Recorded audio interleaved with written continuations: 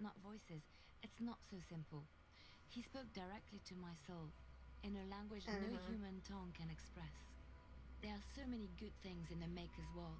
How can I sit by while the Black devours everything?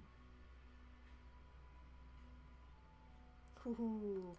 I don't know. He made this world. He could destroy it. But there is so much worth saving.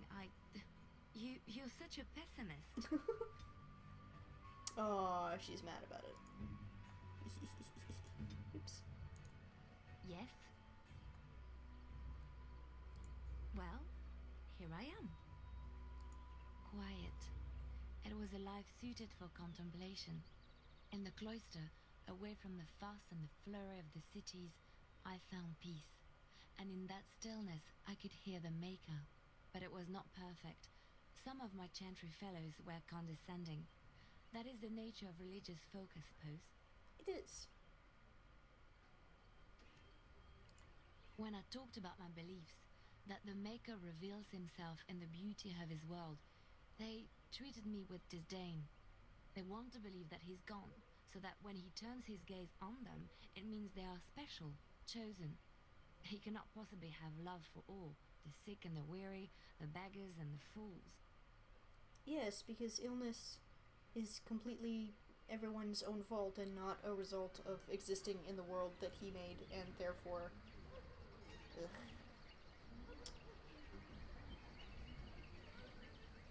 But you must earn the Maker's blessing! What can I say to them? What they believe is what the chantry says, and the chantry is infallible, yes? Maybe I am wrong. But it is the Maker's place to decide if I am worthy, not men, not the chantry. But there is work to be done, and I have talked enough for now. I didn't say we were done talking. Yes? Well, here I am. What is meant by someone like me?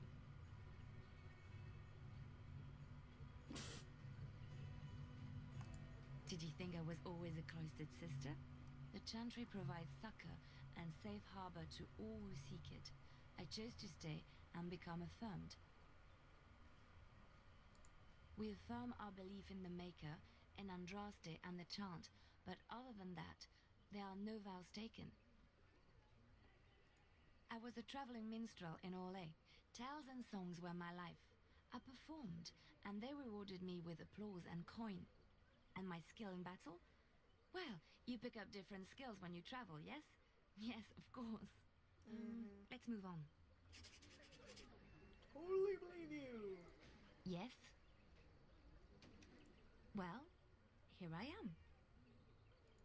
Of course I do.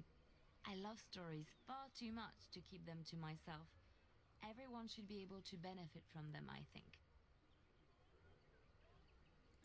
Chantry law says it is man's pride that created the Darkspawn. In ages past, the mages of the Tevinder Imperium ruled much of the world we know. In their pride, they thought their magics invincible and imagined that they were greater than the Maker himself. So thinking, they invaded his golden city, planning to take it for themselves and depose their own creator. But they were impure and full of sin. And it is with the sin that they tainted the golden city, corrupting it forever. The Maker cursed them and cast them from his sight. Wherever they went, they spread the taint of their sin. Because Any that's land totally that fair. was touched by the taint became blighted and would Totally suffer no fair. life. Instead, the Darkspawn arose to torment us and remind us of our hubris. What you mean, of their hubris? Of course, Orlesians enjoy telling stories. I shall tell you my favorite tale of Aveline, the Knight of Orlais. I hope it's short. A long time ago, a Oh, girl God. child was born to a farmer. He had hoped for a son, not a daughter, and so he told his wife to abandon the child in the woods. Before the cold could claim her, the baby was found by a tribe of Dalish elves who took pity on the poor mewling thing and raised her as their own. Aveline, for that is what they called her, grew strong and quick and clever under the guidance of the elves. She learned to wield the sword as well as any man, could kill a deer with an arrow at 100 paces, and was as graceful on the back of a horse as she was on foot. Many legends have familiar forms and themes. We enjoy them so because we know them. Avelin's Dalish guardians saw that she could easily best any Orlesian chevalier in battle, and wanted to show the cruel humans the child they had left to die. They bestowed upon her a fine horse and armor, and sent her to prove herself to her people in the grand tourney. Now in those days, no woman was allowed to take up arms, let alone compete in the grand tourney, but Aveline kept her helmet on and was not discovered. Aveline won many events and gained the approval of the adoring crowd. Eventually, she came face to face with the knight Kaleva in the grand melee. Aveline had already bested him in the jousts, and Kaleva was determined not to lose a second time. Out of desperation to regain his honor, Kaleva tripped Aveline and tossed her to the ground, ripping off her helmet as he did so. Silence fell upon the arena as Aveline was revealed. Kaleva declared the previous competitions invalid. A woman had taken part, and this was not allowed. But the crowd cheered for Aveline.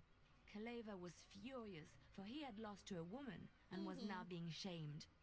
Blinded by his rage, he forced Aveline to her knees. "Know your place, woman," cried he, and slit her throat. Dick. The son of the king, Prince Freyan, was present. He recognized Aveline's skill and bravery and began to see the injustice done to the women in his land. When he was made king, he rewrote the laws of Orlais so that women could also become chevalier. He honored Aveline and knighted her after her death. And to this day, any female who is knighted reveres Aveline the Brave, for she is the patron of all women chevalier. I know one, told to me by my mother a long time ago. It always chilled me to the bone. Maybe you have heard of Flemeth?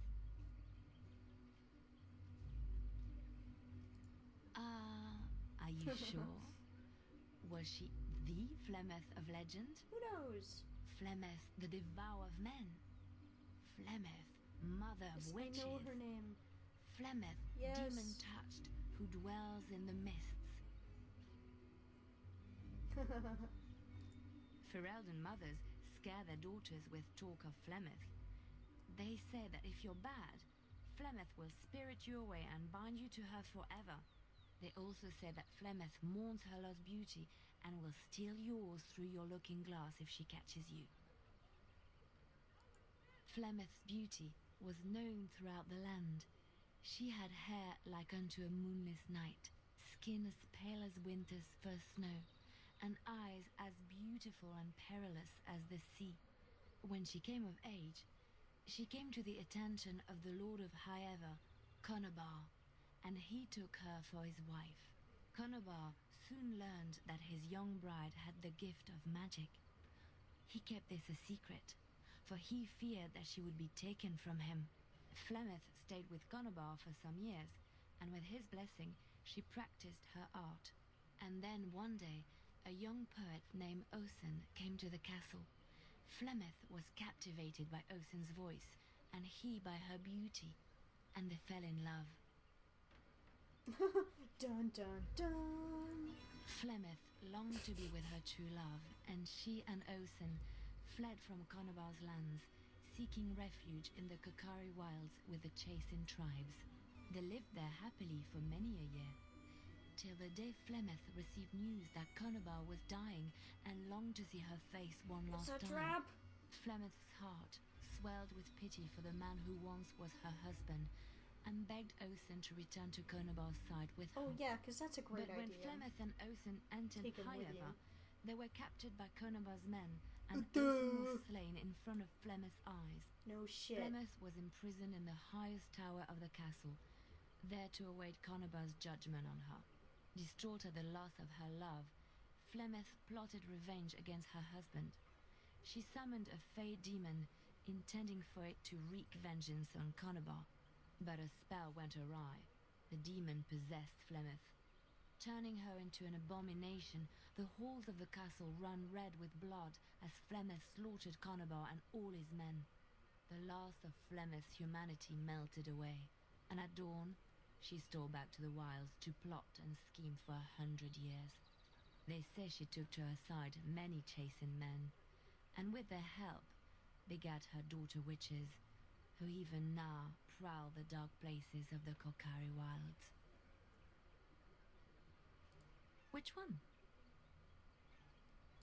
I have heard a little about how the elves gained their freedom from the Tevinter Imperium. When Andraste began her exalted march against the Imperium, the elves joined her cause to fight their masters. The great elven leader, Shatan, born in captivity, rose up to lead his people.